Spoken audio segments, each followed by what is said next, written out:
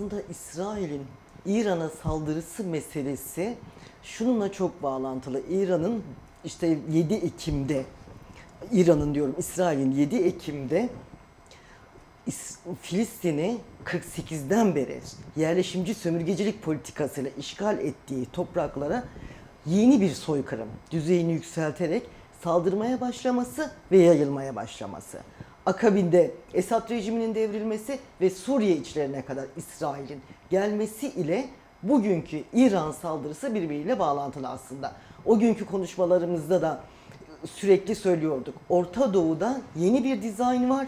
Bu dizayn sadece Suriye ile bitmeyecek ve yayılacak. Ama burada önemli olan şu, benim özellikle altını çizmek istediğim, İsrail arkasında ABD desteğiyle özellikle Trump'ın seçilmesiyle birlikte yeni bir hız kazandırdı bu Siyonist, yerleşimci, sömürgeci politikalarına.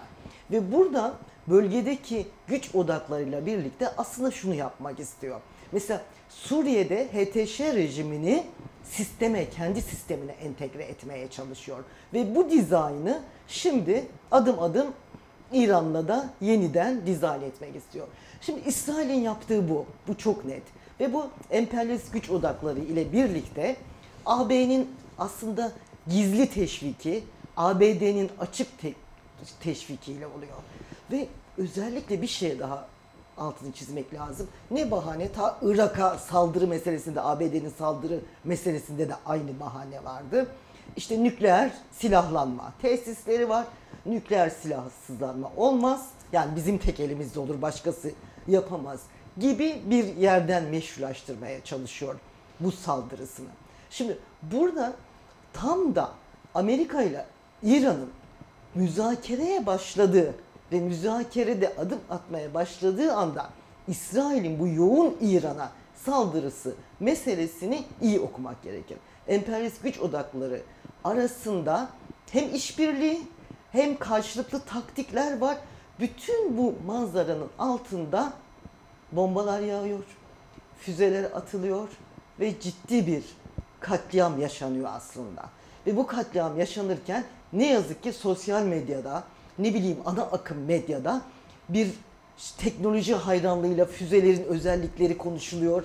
İşte silahlanma konuşuluyor ve Türkiye Cumhuriyeti dahil, AKP dahil, İran Molla rejimi dahil silahlanmayı meşrulaştıran ve kendi içindeki savaş karşıtı güçleri baskı altına almaya çalışan bir politika izliyor. Şimdi manzara bu. Manzara buysa burada ne yapmak gerekir sorusu en önemli mesele gibi geliyor bana.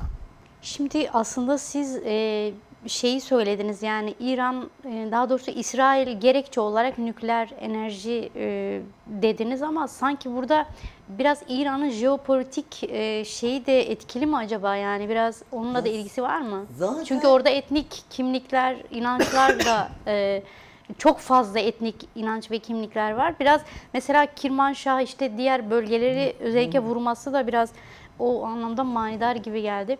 zaten bu saldırı, tam söylemek istediğim bu. Bu bahane. Yani bu bahane. Bütün hikaye orada o emperyalist güç odaklarının Orta Doğu'ya biçtiği bir sistem var. Kendi sistemiyle eklemlenecek. Buna tehdit diye gördükleri yönetimleri, ister seküler olsun, ister İslamcı olsun fark etmez, hepsini kendine göre dizayn etme çabası bu.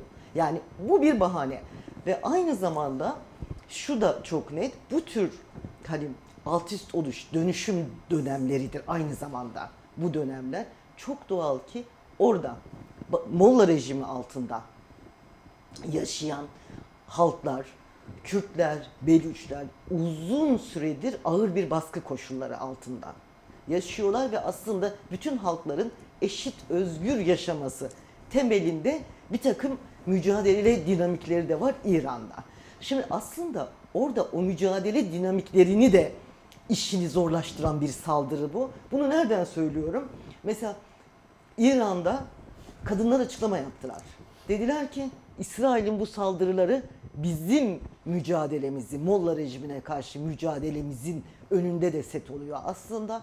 Çünkü militarizmi kışkırtmak patriarkayı güçlendirmek demektir. Katliamlar kadınları, çocukları tekrar bu sistemde yok etmek demektir. Bizim mücadelemizi baskı altına almaktır ve biz kadınlar kendi mücadelemizi kendi elimiz altına alacağız dediler. Şu çok barizdi mesela, çok dehşet vericiydi aynı zamanda. Netanyahu sanırım 5. gün müydü neydi? Açıklama yaptı. Çok korkunç bir açıklamaydı. Hani devam edeceğini söyleyerek ve üstelik kadınlara demokrasi, İran'a demokrasi getiriyorum diyerek Jinjiyan Azadi diyerek de konuşmasını güçlendirmeye çalıştı ve anında kadınlardan yanıt geldi. Sen kendi yerleşimci, sömürgeci politikalarına bizim mücadelemizi alet edemezsin. Biz asla buna izin vermeyeceğiz diye. Netanyahu benzerini şeyde de yapmıştı.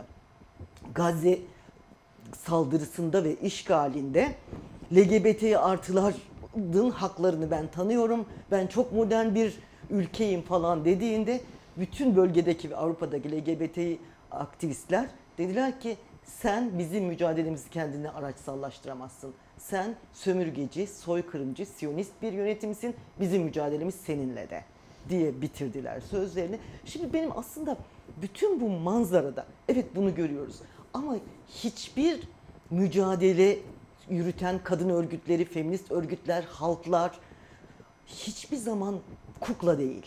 Yani o komplo teorilerine çok prim vermemek gerekir. Ya da huşu içinde şöyle askeri teknolojileri var. İşte 2 günde şu. Hayır. Mücadele dinamiklerinin kendi öz örgütleriyle mücadele dinamikleri her zaman alan açar. Benzerini aslında Kobani direnişi hafızalarımızda çok net. Yani Kobani direnişi, Rojava direnişi zamanında benzer şeyler oluyordu. Yok askeri teknolojiler işte 2 günde yerle bir olacak, şu olacak, bu olacak. Bugün geldiğimiz noktada Rojava'nın bugün orada bir özel otonom bölgeyle başka bir şey inşa ediyor olması o direnişin sonucuydu. O direnişin açtığı alandı. Dolayısıyla böyle hani karamsar yorumlara da çok alan açmamak gerekir diye düşünenlerdenim ben. Çok güzel bir soru. Kesinlikle çünkü feminist mücadele daima böyle şeydir. Gerilimli, çelişkili alanlarda kafaları berraklaştıran bir hatta örer. Şimdi 79'dan beri İran İslam Cumhuriyeti kadınların yaşamlarını, halkların yaşamlarını yok sayan bir rejim.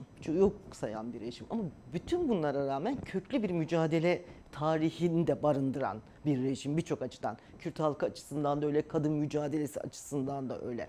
Bugün de mesela hemen bu savaşlar olurken Jina için Feministler diye bir grup, Mahsa Amini'nin katledilmesinden sonra örgütlenmiş bir kadın zeminiydi o. Hemen bir açıklama yaptı. Dedi ki biz savaşa karşıyız. Bu bombaların İran'a topraklarına inmesi biz kadınları öncelikle zapturapt altına alıyor. Çünkü Molla rejimi bunu da gerekçelendirerek biliyorsunuz idamlarını arttırdı. İdamların son 5 yılda yapılan idamların sanırım %10'u kadınların idam edilmesiyle sonuçlandı ve bu idam edilen kadınların sanırım 5 ya da 6 tanesi Mahsa Amini eylemlerine katıldığı için idam edilen kadınlar. Şimdi bu çok net. Burada aslında ben sosyalist gelenekten geliyorum. Şeyi çok altını çizmek lazım. Yani İsrail'e karşı olabilirim ben, bu Molla rejimini sahiplendiğim anlamına gelmez. Tam da bu noktada ben hem İsrail karşıtı olurum hem Molla rejimine karşı mücadele ederim diyor feminist kadınlar. İran'da da işte burada da çeşitli zeminlerde kadınlar açıklama yaptılar. Hem İran'daki mücadele eden kadınlarla birlikte ortak bir mücadele zeminine dayanışma, karşılıklı birbirini güçlendirme zeminleri nasıl oluşturabiliriz diye. Ama en önemlisi savaş kadınların yaşamını her türlü yok ediyor. Savaş militarizmi artırıyor. Savaş diktatörlere çok güç veriyor. Savaş bütün ekonomiyi silahlanmaya endeksliyor ve yoksulluk artıyor. Yoksulluk en fazla kadınları etkiliyor. Bu manada kadınlar çok boyutlu bir mücadele dinamiği açısından şimdiden nasıl yaparız, nasıl dayanışma örgütleriz diye şey yapıyor. Mesela bir takım eleştiriler var. İşte İsrail saldırırken hani rejime çağrı yapmak, ayaklanma yapmak doğru mudur? Tam da çok doğrudur. Neden doğrudur? Aslında bu Birinci Dünya Savaşı sırasında da ciddi tartışma konusu olan bir şeydir. Orada mesela ikinci Enternasyonel'de bir karar alınmıştır. Herkes kendi ulus devletini savunsun diye. Lenin der ki hayır. Sen burada kendi eşitlik, özgürlük mücadeleni verebilirsin işçi sınıfı olarak, ezilen halklar olarak deyip burada bir mücadele çağrısı, isyan çağrısı yapıyor. Yani tarihsel koşullar çok değişebilir ama aynısı burada da geçerli. Aynısı burada da geçerli. Yani ezilen halklara, ezilen, katledilen kadınlara haktır isyan etmek.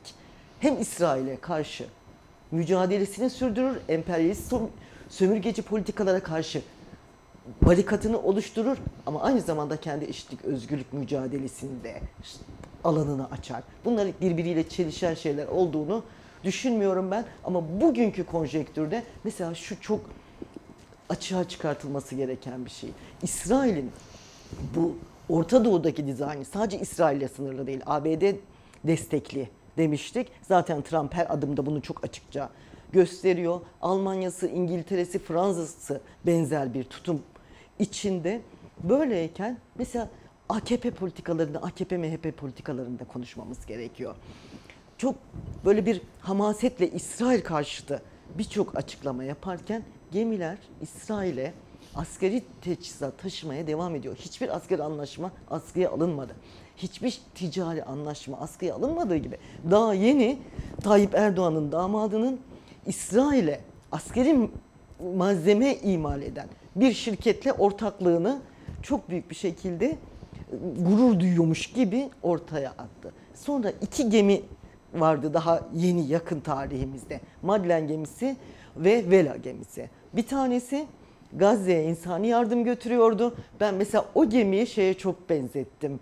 Suruç'a giden gençlerin Suruç'a oyuncak götürmeye giderken katledilmesi, daha hafızamıza 20 Temmuz geliyor, yıl dönümü, ona çok benzettim. Bu varken bir de askeri malzeme taşıyan, askeri malzeme için diğer gemi vardı ve AKP iktidarı sanki bunlar yokmuş gibi davranıyor.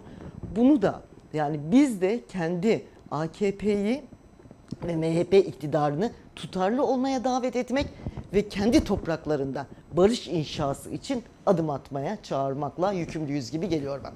Ben mesela şöyle öngörüyorum, yani ben öngörüyorum derken okuduklarımdan, izlediklerimden, AB, Avrupa Birliği'ndeki çeşitli ülkelerin tutumundan, Trump'ın tutumundan aslında İran'ı iyice güçsüzleştirerek masaya oturtmak, yani nükleer tesisleri hepten hani askıya almasının bir yenilgi ile ama ne denir ona, bir rejim değişikliği ise eğer bu bir rejim değişikliğine sonuç verebilecek halde olmasını tercih etmediklerini düşünüyorum. Ama tam dediğiniz gibi bu her zaman masada hani Trump'ın, ABD'nin planlayabileceği bir şey değil. Oradaki kadınların mücadelesi, halkların mücadelesi, özerk yönetim isteyenlerin mücadelesiyle olabilecek bir şey ve bu mümkün. Ve bu mümkün. Bu Orta Doğu'daki farklı mücadele dinamiklerinin birbiriyle dayanışması ile de elde edilebilecek bir şey. Böyle bir çağrı, işte sendikalar çağrı yaptılar. İsrail Komünist Partisi ile İran Komünist Partisi ortak açıklama yaptı ki Molla rejimine karşı. Bu yani birbirinden farklı dinamikler. Mahsa Amini'nin öldürülmesinden sonra açığa çıkan direniş ekseni, Kürt kadın hareketinin orada Rojilat'taki isyanı, gerçekten farklı farklı birimler birbiriyle güç birliği yaptığında orada da artık hani büyük bir rejim değişikliği Suriye'deki gibi ne kadar mümkün onda çok emin değilim ama yerel inisiyatiflerin daha güçlü olduğu ve farklı halkların kendi kaderlerini tayin için otonom, özerk, federatif yapılar arayışının mümkün olabileceğini düşünüyorum. Ama tabii bu birleşik mücadele ile olabilecek bir şey. Şunu da sormak gerekiyor, yani mesela burada aslında kadınlar ne yapmalı veya nasıl bir şey olacak diye konuştuk ama mesela dediğimiz gibi kapitalist sistem mesela bu sorunu yani savaşla halletmeye, yok etmeye dayalı bir politika sürdürüyor. Sizce dışarıdan bir müdahaleyle mesela İran'ın demokratikleşmesi mümkün müdür? Yani bir rejim değişikliği olsa bile yani mümkün değilse nasıl bir sistem olması gerekiyor? Yani kadınların özne olduğu bir sistem mi? Nasıl bir sistem gerekir?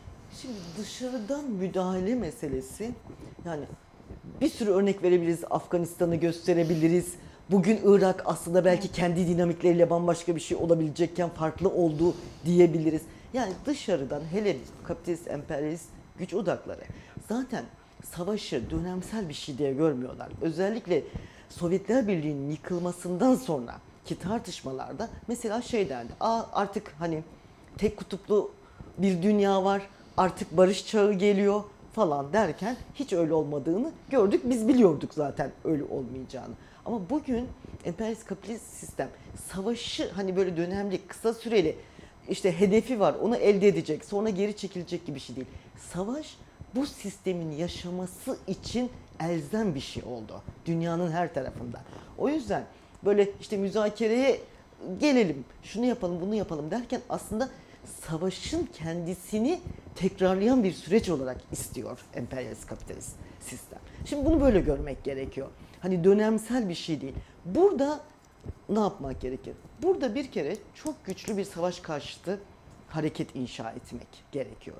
Ve özellikle Türkiye toprakları için söylemek istiyorum ben.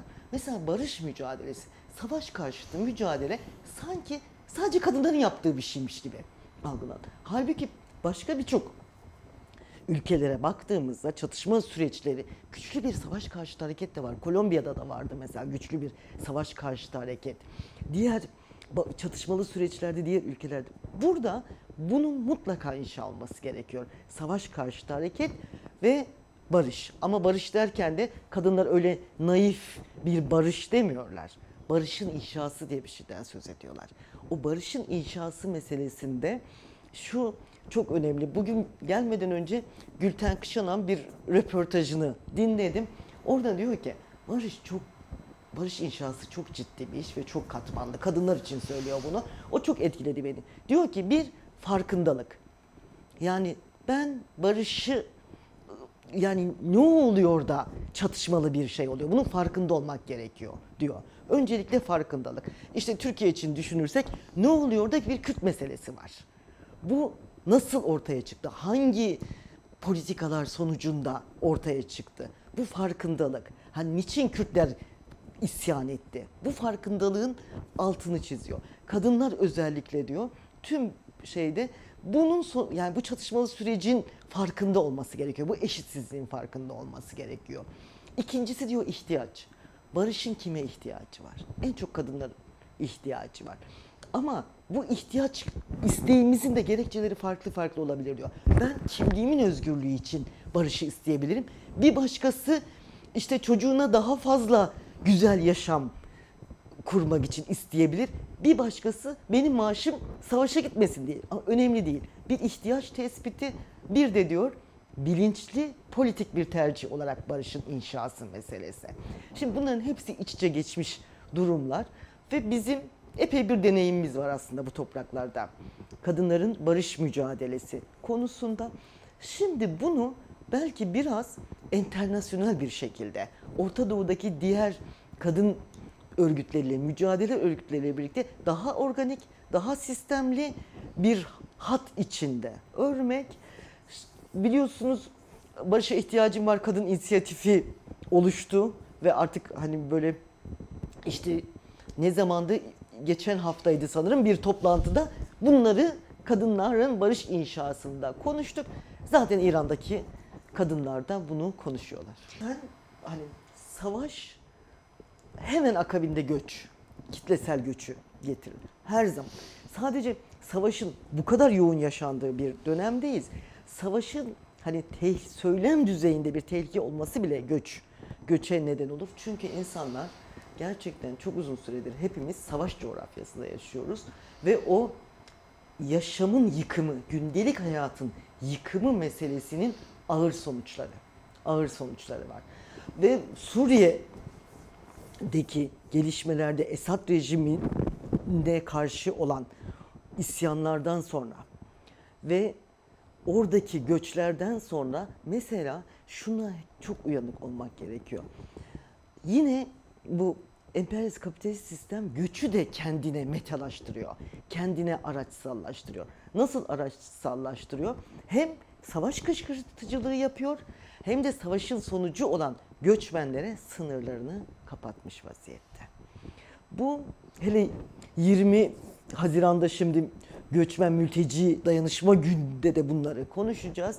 Böyle bir durumda bir kere göçmen mülteci hakları meselesinde gerçekten daha güçlü örgütlenmelere ihtiyaç var ve özellikle kadınlar göçmen olmak, mülteci olmak konusundaki deneyimlerini, yaşadıklarını, ırkçılığın kışkırtılması meselesiyle göç ettikleri yerlerdeki kaldıkları ayrımcılık, ırkçılık, erkek şiddeti, taciz, iş yaşamında asla güvenli bir şekilde yer alamama gibi katmanlı sorunlara açık. Biz sınırların kapatılmasına kesinlikle karşı olmak zorundayız ama göç edilen ülkede de gerçekten buna uygun politik hazırlanma. Ne demek bu? Mesela özellikle sanırım 4 milyona yakın Suriye'den göç etmiş kişiler var. Ben Göç Mülteci Komisyonu'ndayım aynı zamanda. Bu Avrupa Güvenlik İşbirliği Teşkilatı'nın. Yeni dediğim işte 6 ay önce falan ziyaret yaptık. 2012'den kalma konteynerlerde hala yaşayan göçmen mülteciler var. Ve bunların büyük bir çoğunluğu kadın. Ve hala onların sorunları, bırakalım onu, güvenli tuvalete gitme sorunları bile çözülmemiş. Ama ne yapıyor AKP iktidarı? Misafir statüsü diyerek onların haklarının kullanılmasını da engelliyor. Çünkü misafir dediği zaman onlar uluslararası mülteci haklarından, Cenevre Sözleşmesi'nden yararlanamıyorlar. Yani AKP'nin iki inisiyatifinde kalıyor. İki dudağının arasında onların gelecekleri. O da ne yapıyor? Uluslararası pazarlarında göçmenleri, bakın ben işte sizin için tutuyorum burada, ona göre davranın deyip kendi iktidarını pekiştiren bir hal alıyor. Şimdi yeni göç dalgaları, riski, tehlikesi var. Ama buna risk, tehlike dediğimde de aslında kötü hissediyorum kendimi. Neden? Çünkü savaş coğrafyasından başka bir coğrafyaya göç etmek çok insani bir şey. Çok insani bir şey. Bu engellenebilecek bir şey değil. Engellenmesi gereken savaşlar. Engellenmesi gereken o kitlesel göçlere neden olan yıkımı ortadan kaldırmak. Mesela sadece şeyden söz etmiyoruz bundan söz ederken. Evet, bombalarla yerleşim yerleri alt üst ediliyor, yok ediliyor falan. Bunun etkileri çok uzun sürüyor. Ekolojik yıkım geliyor peşinden. Bu kadar kimyasalın doğaya salındığı bir savaşta sonrasındaki etkileri, tarıma etkileri, coğrafyaya etkileri, sağlığa etkileri nedeniyle de çok uzun sürüyor bu göçler. Dolayısıyla çok katmanlı bir şeyle mücadele etmek zorundayız. O yüzden birleşik mücadele diyorum. Ama burada gene bu sosyal medyada savaşın nasıl tartışıldığından söz ettik ya, böyle huşu içinde teknoloji hayranlığıyla da baş başa giden bir şey. Bakarsanız onların büyük bir çoğunluğu erkek. %99'un erkek olduğunu söyleyebilirim. Kadınların bu savaş meselesindeki tartışmalarına, paylaşımlarına bakarsanız onlar gündelik yaşam, o güne kadar sürdürdükleri olağan yaşam nasıl sürecek, nasıl devam edecek? En çok bunu, biraz önce dediğiniz gibi evinden paylaşıyor. Ben bir daha bahçemde mesela rahat rahat oturamayacak mıyım? Ben komşularımla, çocuklarla birlikte bu kendi tarlamda çalışamayacak mıyım? Ben rahat işime gidemeyecek miyim? Bu savaş bunu yapıyor, yapıyor. Bu çok mühim. Yani kadınların savaşı algılama biçimi yaşadıkları toplumdaki o pratik örgütlenme, o toplumsal ilişkileri geliştirme, ayakta tutma halinin de bir göstergesi. Ve silahlar tam da o toplumsal ilişkilerin ortasına düşüyor. O yüzden mesela bu Rojava zamanı yine feministler kadın hareketi birlikte yapmıştık, hatırlarsınız. Bombalar yaşamlarımıza düşüyor diye eylemler. Şimdi hem bunları örgütlemek hem de gündelik pratiğimizi örgütlemek gibi bir sorumlulukla yüz yüzeyiz ve bu sorumluluk ciddi bir sorumluluk. Bu ciddiyete hem iktidarın bu yeni, adına ne diyeceğimi bilemediğim ama yeni bir müzakere alanının açıldığı bir zeminde çok ciddi olması ve hamasetten uzak, hele Orta Doğu coğrafyasını görerek düzgün adım atması gerekiyor. Çünkü barış isteyenler, savaşa karşı olanların tahammülü kalmadı. Ve bambaşka arayışlarla, bambaşka alternatifler olsa da bu topraklarda onurlu bir barışın inşası mümkün diyenler güçlerini birleştirecekler. Bunu şöyle cevaplandırmak isterim. Mesela Suriye'deki yine Rojava dönemine gideceğim. Kadınlar biraz önce konuştuğumuz gibi savaşın sadece mağduru değil. Aynı zamanda kendi özgürlükleri için eline silah almaktan da kaçınmayan bir hareket var. Tüm dünyada böyle işte Zapatistalı kadınların gerilla savaşı veren birçok, özgürlük için gerilla savaşı veren birçok halkın ordularında kadınlar yaşamları için, kendi eşit özgürlük yaşamları için emperyalist güç odaklarına, kendini yok sayan, asimilasyon politikalarına maruz bırakan bütün devletlere baş kaldırdılar. Şimdi Orta Doğu'da bunun olamayacağını, yani Orta Doğu işte İslam coğrafyasıdır, şudur budur, kadınlar asla özgür olamaz falan gibi böyle algıların olduğu Batı merkezli bir şeyle asla böyle bir şey inşa edilemez derken Rojava direnişi ve Rojava yönetimi bu algıları paramparça etti. Orada sadece kadın gerillaların mücadelesi, kadınların hani örgütlü mücadelesi tek düzeyde, askeri düzeyde değildi. Politik bir sürü farklı örgütlenmelerle orada bir toplumsal hayat inşa ettiler. Mesela kadınların gerçekten oradaki mücadelesinin kazanımları, evet, Abdullah Öcalan'ın o paradigmasıyla çok bağlı, o paradigmanın kadınlar tarafından yeni açılımlarla, yeni ittifaklarla ve güçlü bir şekilde savunulmasıyla da bu mümkün oldu Suriye'de, Rojava'da. Hala riskler var, onu kendileri de söylüyorlar. Hala risklerin olması, yani emperyalist kapitalist sistem alaşağı edilmediği sürece riskler olmaya devam edecek. Ama bütün risklere rağmen orada eşit halkların, kadınların eşitlik temelinde, özgürlük temelinde bir toplumsal ilişkileri yaşatabilmesinin mümkün olduğu görüldü. Benzer bir şey İran'da da olması mümkün. Ama İran'ın hani tarihsel örgütlenmesine, devlet yönetimine 79'dan bugüne gelmesine bakarsak, mesela şu çok Şah'ı devirirken TUDEH'le, yani İran Komünist Partisi ile ittifak halinde deviriyorlar ama sonra TUDEH'i 2 yıl içinde yok ediyor Molla rejimi, Hümeyni rejimi falan. Böyle bir şey var. Risk her zaman var. Bugün de mesela Şah'ın oğlu dalga geçer gibi diyor ki ben geleyim sizi kurtarayım. Hemen o İran'daki, o çok güç veriyor. İran'da mücadele eden halklar, kadınlar falan bir dakika bizim kurtuluşumuz kendi elimizde olacak dediler. Bu anlamda ilk konuşmamızla bağlantılı aslında. Orada otonom, komünal bir yaşamın inşa olmasının tarihsel şeyleri de var aslında. Tarihsel referansları da var. Ve bugün güncel referansları var. Barış'a çağrı aslında. Ve güncel referansları da olduğu için yani bunun mümkün olabilmesini sağlayacak mekanizmaları, arayışları ve örgütlenmeleri güçlendirmek gerekiyor. Peki Türkiye'deki, yani Abdullah Öcalan'ın barış çağrısı vardı. Özellikle kadınların özne olduğu bir barış çağrısı vardı. Siz bunu nasıl görüyorsunuz? Şimdi barış çağrıları konusunda Yani ne kadınlar zaman nasıl inşa meclis edecek aslında biraz şeye gitmek gerekir. Mecliste Devlet Bahçeli'nin ilk böyle çıkışına gitmek gerekir.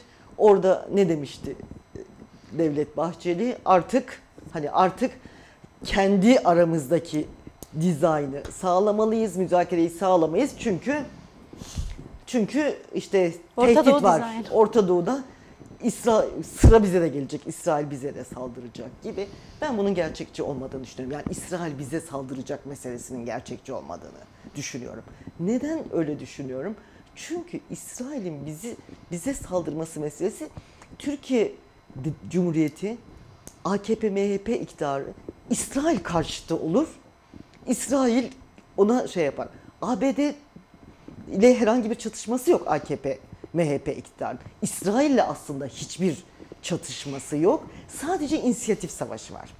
Bu inisiyatif savaşında kendisi... Ama şöyle bir şey yok mu? Yani Orta Doğu'yu dizayn etmek istiyorsanız 4 ülkeye de dokunmak zorundasınız. Bunların içinde Türkiye de var. Yani bu kastedilmiş olabilir mi? Aslında Yani dokunuyorlar aslında. Çünkü ne söylüyorum? Mesela Tayyip Erdoğan'a da bir takım ABD'den, işte İsrail'den bir takım şeyler geliyor. Mesela sözümden dışarı çıkmıyor diye aşağılayıcı bir dil kullanıyor aslında. Bu onun hani oraya da dokunuyor manasına gelir. Ama biraz önce söylediklerimizle çok bağlantılı bu durumda.